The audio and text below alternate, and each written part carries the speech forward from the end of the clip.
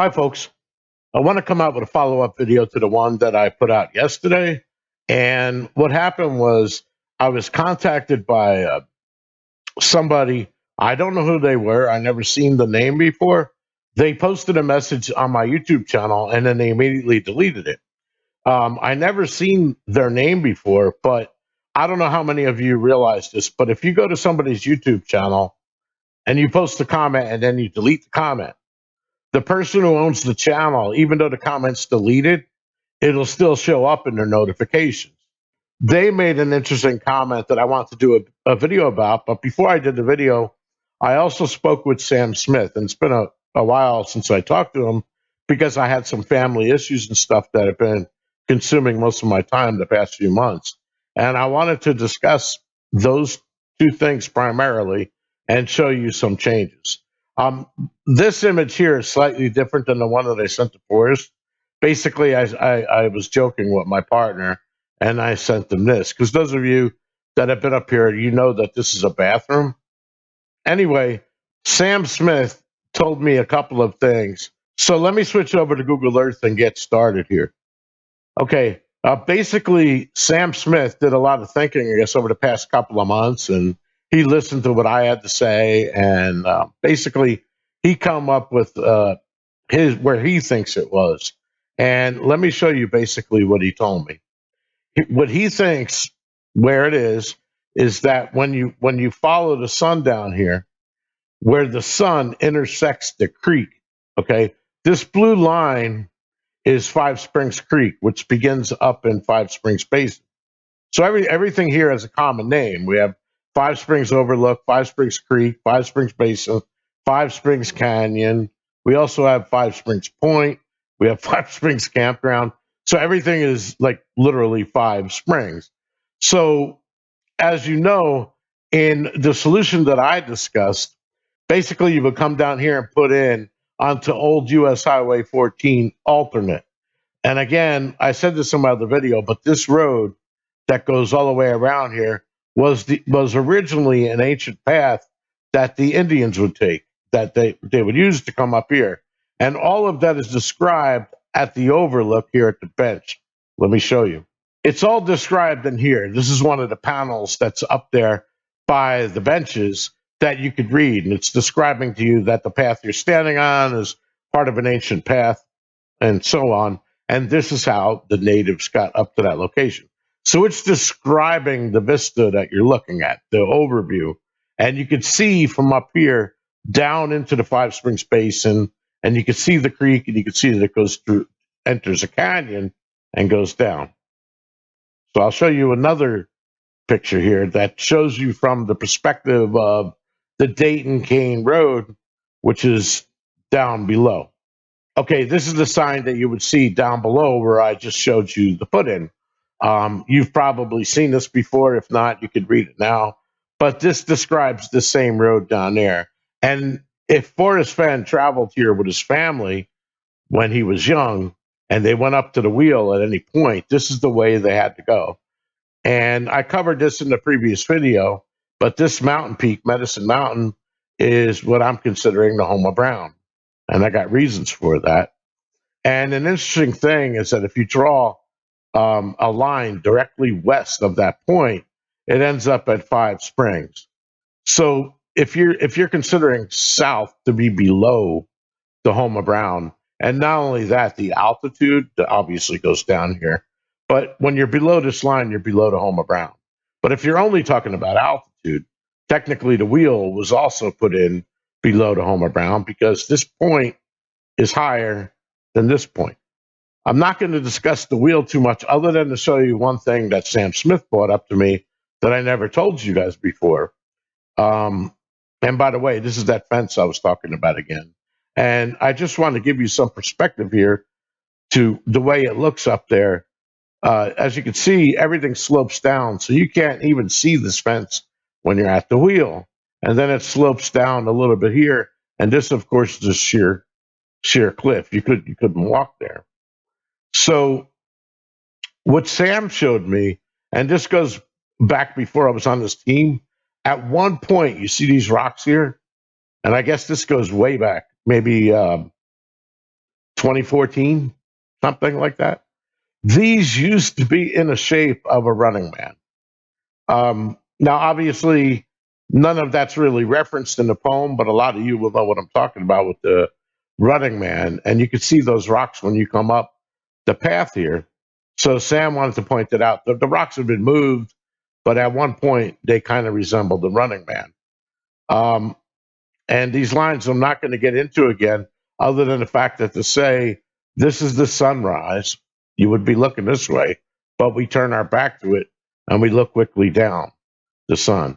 This is the Fomahat line, which takes you to where warm waters halt, which is up here in the Five Springs Basin, where the creek is formed from the waters. Okay. And then this other line goes directly through Sirius, which is the Great Dog Star, part of one of Orion's dogs. And it goes straight over the overlook bench area. And then it goes directly to where the marker is for Medicine Mountain. So that's kind of interesting. So from here, of course, you could see Medicine Mountain. And I'm not going to get into much here. So kind of remember these lines. This is going down. This is the line you would look down to see the basin. Also, you could stand here at the overlook and look down and see the basin. You could see the creek, and you could probably see up to somewhere around this point. Well, let's try to take a look here. I mean, this is kind of hard to do because Google Earth is not really that accurate, but you can kind of see what I'm talking about here. Okay, so you could see the point at which the sun line comes down and intersects where the creek would be, and so on and so forth. And then what happens with the creek is it goes around this bend, and you can see it's pretty steep in there.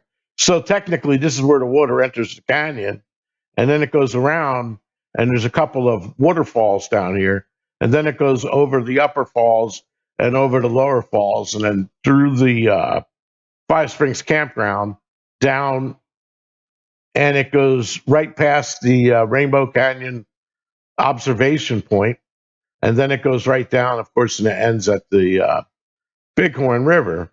So let me orient this north again. So that's what we have there. So another thing that Sam Smith mentioned to me, and this is kind of not really required, it's just a little bit of background that was interesting, and I don't know exactly where. If you look here, there's a road that goes from the old road up the mountain, and it goes to basically a radio tower that's over here. All right, an FM radio station. When they built that road, they kind of destroyed it, but there used to be a double omega here formed out of two rocks, and it's mentioned in some of the Indian lore. You'd have to dig for it, but it's mentioned in some of the Indian lore that those represented hoof prints of a spiritual horse, and the horse was running. And I don't know. Like I said, I keep pointing here. I don't know if it was up here. I don't know if it was down here. He just said it was near the top. Going up towards the top of Medicine Mountain, and the theory is that the horse jumped, and those are his footprints as he jumped up into the sky. So the third thing, and this is where Sam Smith thinks what he thinks happens, is the poem brings you down this road where you came in. So you're leaving the parking lot, you come down, and you go down here, and you could take this old road, which is now a bike trail. But if you look at it, this is not really something that I would call a road. I don't think you'd want to do that. You had no choice back in the day, but now you have a choice. So a much, much, much safer choice is to take alternate 14, come down, and this, by the way, is the edge of the forest. The edge of the national forest and just regular public land kind of goes up here, okay, and then it cuts across, and then it goes up here again by the upper falls, and then it cuts across again. So anyway, Sam Smith, he would come down here, And when you reach the fork in the road, you're going to hang a right onto Forest System Road, FSR 651. You follow that road all the way to where it ends. And if you look here, you'll kind of see where it ends. This is a Forest Service road. They would come in here and in case there's a forest fire. So that kind of, if you look, intersects where the old road used to be, and then it starts coming down in here. Now this these days is it's been recommissioned. This is no longer from this point to where the pavement ends over here. So we have the pavement ending here and the pavement ending here. This part of the trail is no longer a road because it's completely unsafe. But what it is a bike trail or a four-wheeler trail that people would use now, and it's called Trail Number 140. So in my older videos, I was just referring it to as the old original Dayton Kane Road because that's in fact what it was until it was decommissioned sometime I think in the 2000s. I'm not sure. So from this point on, Forrest would have to be walking. So he would get out of his car and he walked. This is about, unless he did drive further in some other means, I don't know. I think this is about 3/4 of a mile. But what you're doing here is you're following this road until you get to the point where the sun line that I drew comes down and intersects the creek and intersects the road. And you can see here the road is all washed out. What Sam Smith thinks is that when you reach this point of the poem, when you came in from that way, you're reaching the point where it's telling you that you got to change directions now. And he's telling you that there's going to be no paddle up your creek. So you're not going to go upstream along this blue line. You're going to go downstream. There's no paddle up your creek, just heavy loads and water high. So once again, he's taking you down towards the waterfalls that are down here. But you're not going to go down that far. And the other thing that Sam mentioned, and I mentioned this too before, if you read the story Looking for Lewis Clark, if you imagined yourself here and you were following this down in the canyon, you would reach the point, if you did go down far enough, where only the water can go, because this is a very high waterfall. You're not going to go down there. But if you and I don't believe it was that far. Maybe the treasure chest was probably somewhere up around here. I don't believe that he traveled that far off of the trail. And again, this is a Travis trail.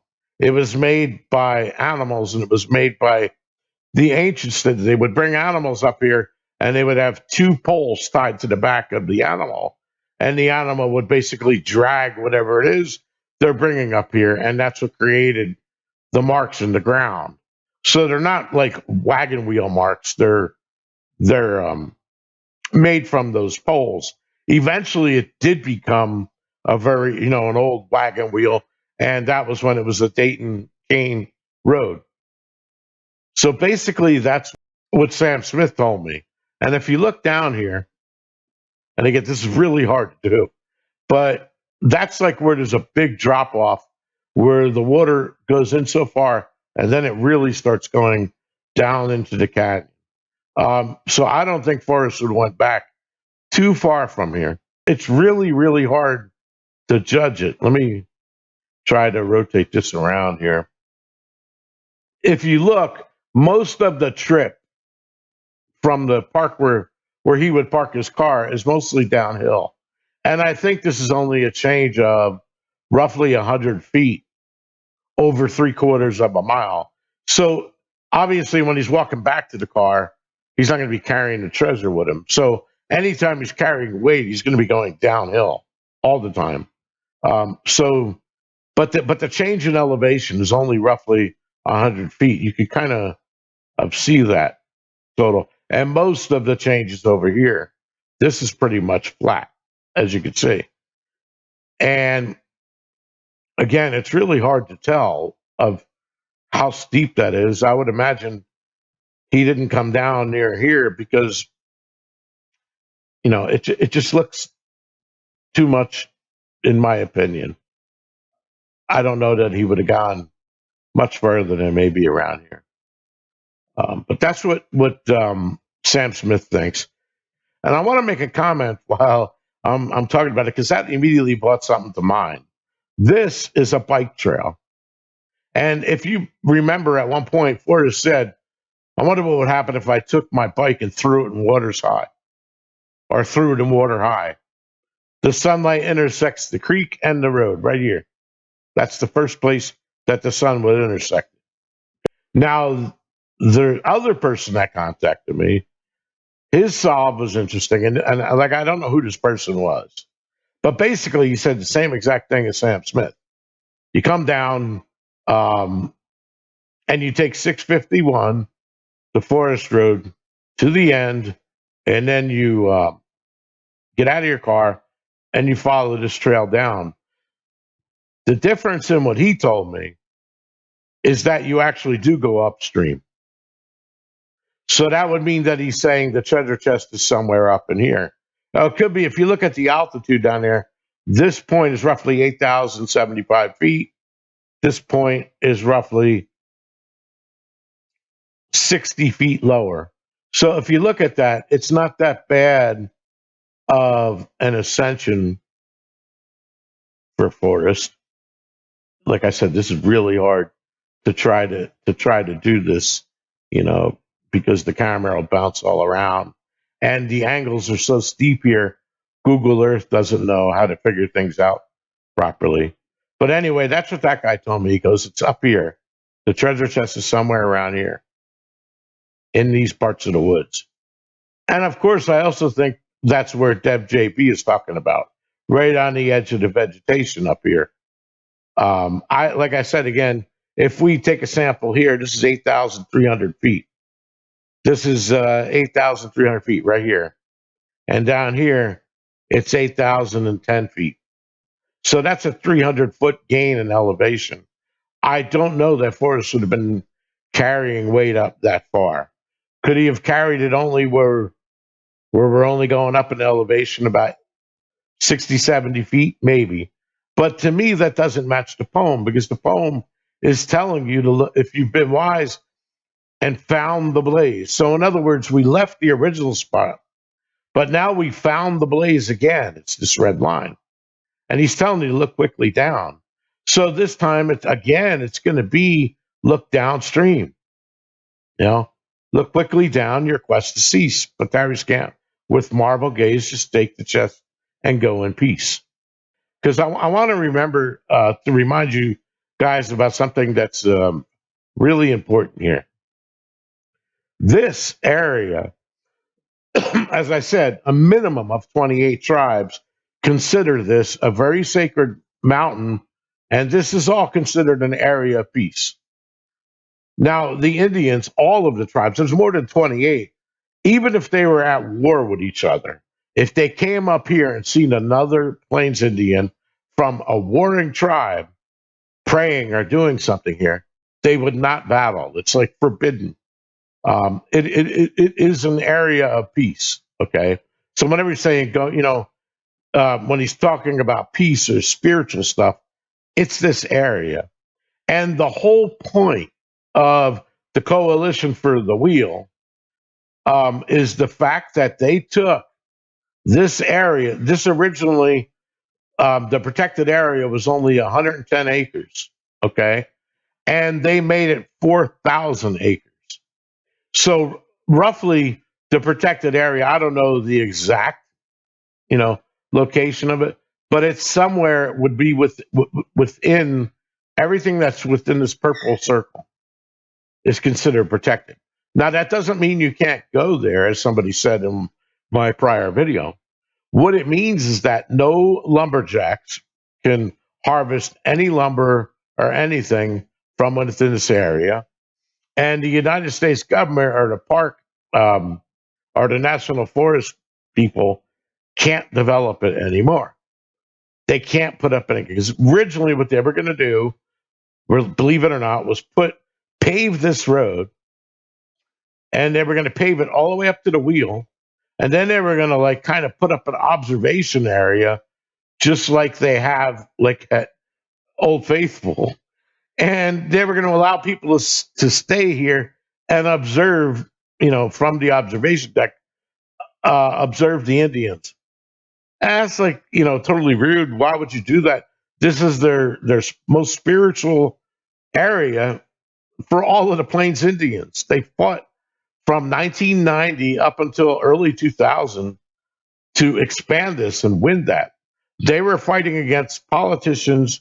They were fighting against the lumber companies, which is why I think Forrest says that picture in the book. And another thing I want to explain about the thrill of the chase.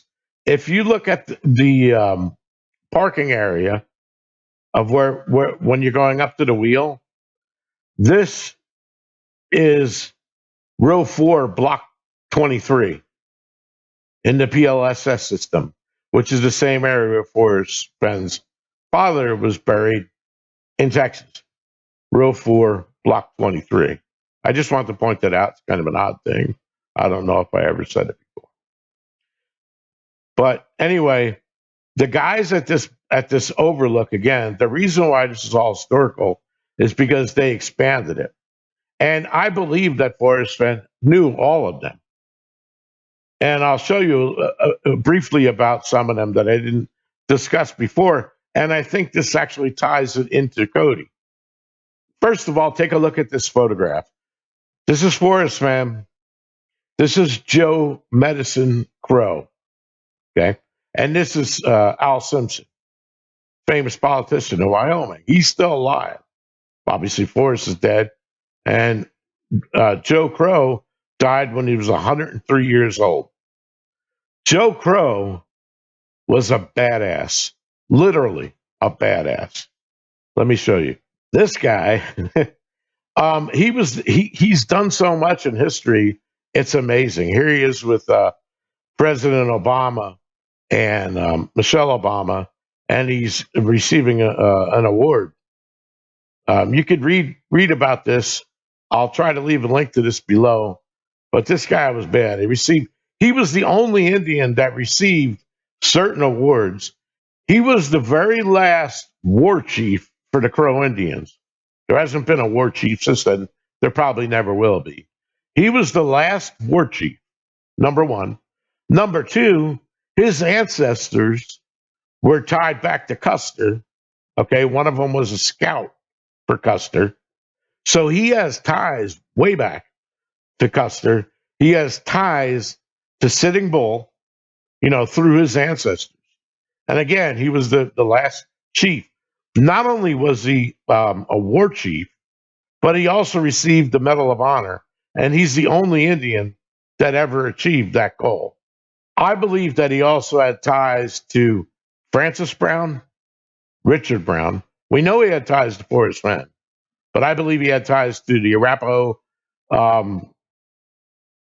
who was in charge of the Wheel Coalition.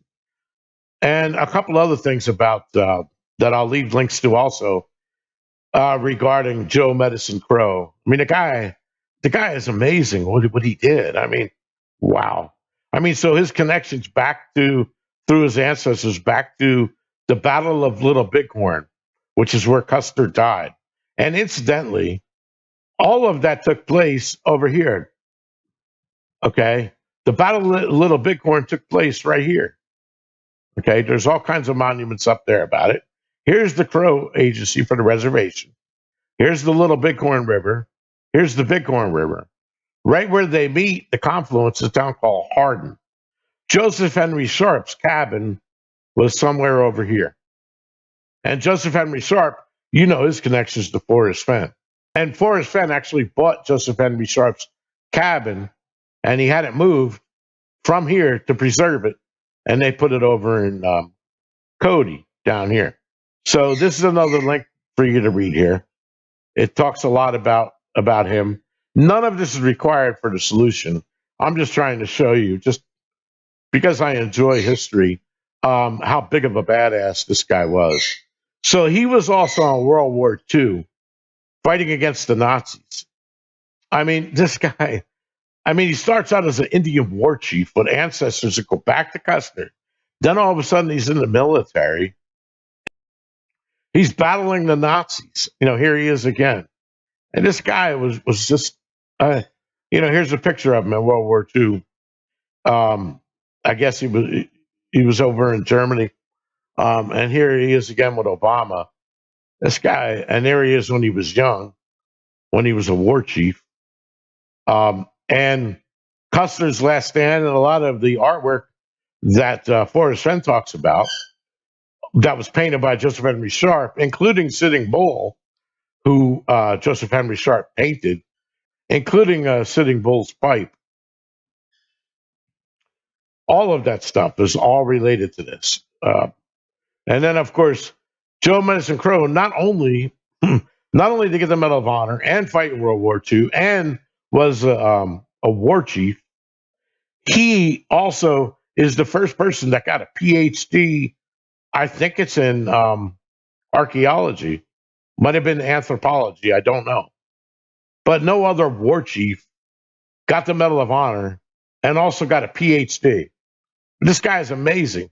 He's got a huge collection that I think at a Little Bighorn College, I think that's actually on the reservation in Montana.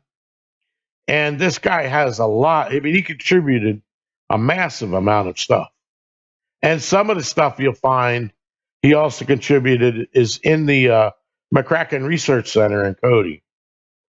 So this is about as close that Forrest Fenn could have ever gotten to the Sitting Bull Pipe's history and actually meeting a man whose ancestors and were part of the Battle of Little Bighorn. It's just amazing stuff. So I'm sure that he knew a lot. So let's go back and take a look at a couple more pictures. Here we have him again, Joe Medicine Crow, and I'm assuming this is the Buffalo Bill Museum in Cody, and there's Buffalo Bill again. Um, Obviously, Joe Medicine Crow never met Buffalo Bill. His ancestors did. He was alive when Buffalo Bill was alive, but I think he was born in 1913. And of course, Buffalo Bill died 4 years later. So I don't think he met him. He was only 4 years old when Buffalo Bill died. But it's just interesting nonetheless. Here we got another picture again when he was a war chief of Joe Medicine Crow. Again, he's the was the last very living Crow Indian war chief. And I want to talk about that bird that's on the moon and throw it a chase. It's a crow. Trust me on that.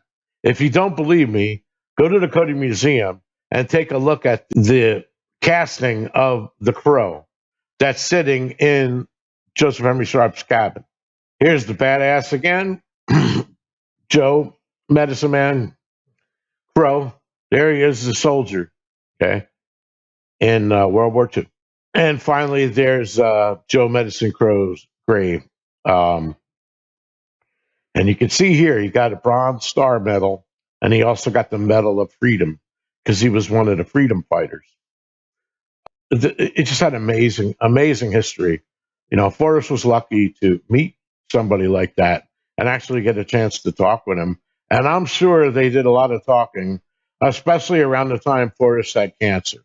And my belief is that Forrest decided to kind of give back, and he helped the Medicine Wheel Coalition, either financially or through his connections in the government, helping the Wheel Coalition fight against the government and the lumberjacks in order to keep their spiritual home. Again, the home of Brown. Okay, now I tried to look for pictures of Francis Brown, and I couldn't find any. Um, oh, by the way, Joe Medicine Crow lived in Sheridan, so he traveled over these Bighorn Mountains a lot. Um, and of course, I think he was on the board at the Cody Museum. Um, Francis Brown, and this is his nephew, Richard Brown. They both were born in Arapahoe, Wyoming. Okay. And they were both part of the Coalition for the Wheel. They were also both tribal elders. And here's Richard Brown. I wish I could find a picture of Francis Brown, but I can't. Maybe somebody else can. I don't know. Okay, of course, he's dead now. Richard Brown, unfortunately, he passed away in 2016. Francis Brown passed away in 2005. Unfortunately, it was only a year after the dedication was made when they finally finished all the lawsuits. So, but his plaque is on that bench.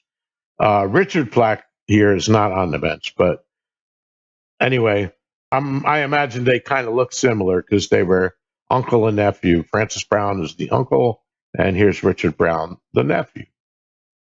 And while I'm on the topic of Francis Brown, I wanted to mention that he was part of a team that worked with Bill Clinton in the 90s in order to teach the Americans on how to communicate with tribal elders to help protect their sacred areas. So again, this guy played a huge part. It's pretty amazing the amount of stuff that he did. But here you can see the plaque that I've showed this before. This is on the bench at Five Springs Overlook. And this image here, of course, is a zoom. That was zoomed in on this area. That's Francis Brown. This is Charles Brady. I can't find any pictures of him either, but he was a tribal elder. And here's Hammond Wise, W-I-S-E. So these three guys played a huge part. But yeah, Francis Brown worked on with Bill Clinton on something called. They made a team called the Elders Circle, and he was part of that. And it was helping educate the Americans on how to deal with sacred sites and communication with the Indians. And of course, again, all of this was called the Medicine Wheel Coalition for Sacred Sites of North America. It's a long, long name, but that's the full name of the coalition that all these three guys and Francis was the leader on. So that's really all I had to say. While I'm looking at this map again, remember this Spiro Wigwam.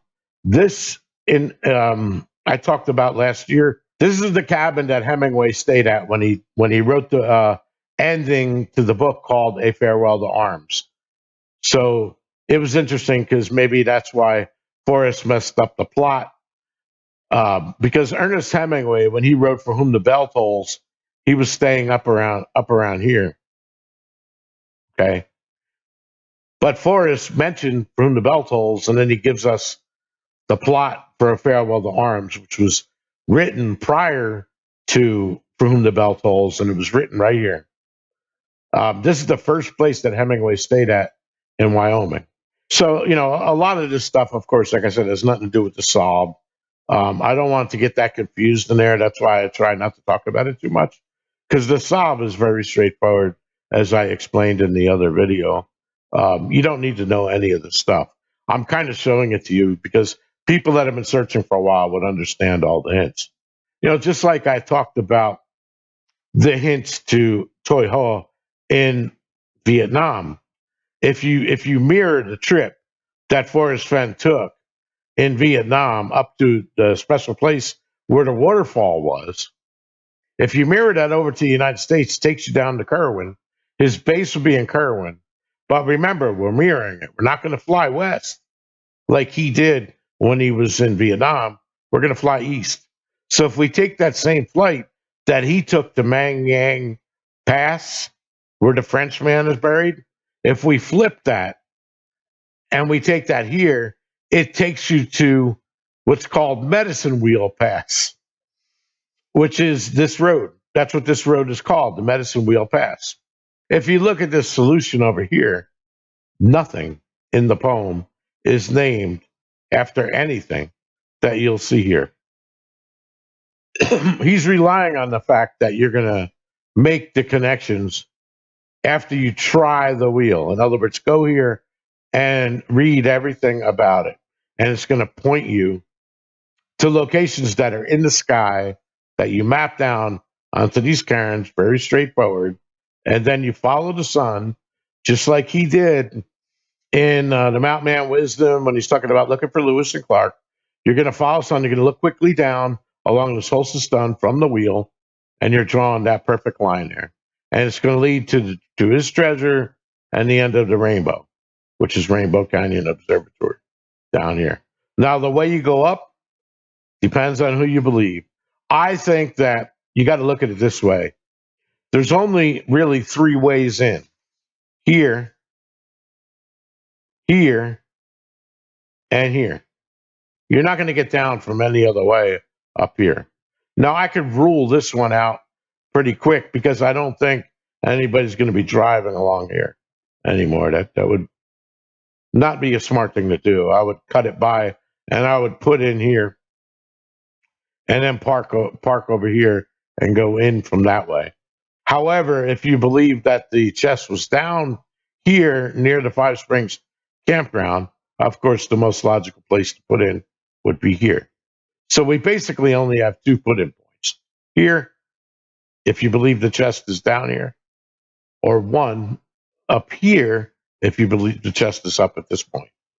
So let me know what you guys think. I don't really know that there's that many more videos to do about this. And if you want to know about the connections to Forrest Fenn holding his thumb over Pennsylvania, look up the astronaut named Lovell and look up what he did in Apollo 8, Apollo 13. He was the first man to see the dark side of the moon, and he was the one who covered the Earth with his thumb and made a comment that he's covering up millions of people with his thumb. I think that Forrest made that reference to Apollo 13 to direct you over towards Lovell. Anyway, I hope everybody has a good week and a good weekend, and let me know what you think. Please subscribe, please click like, and have a great day. Peace.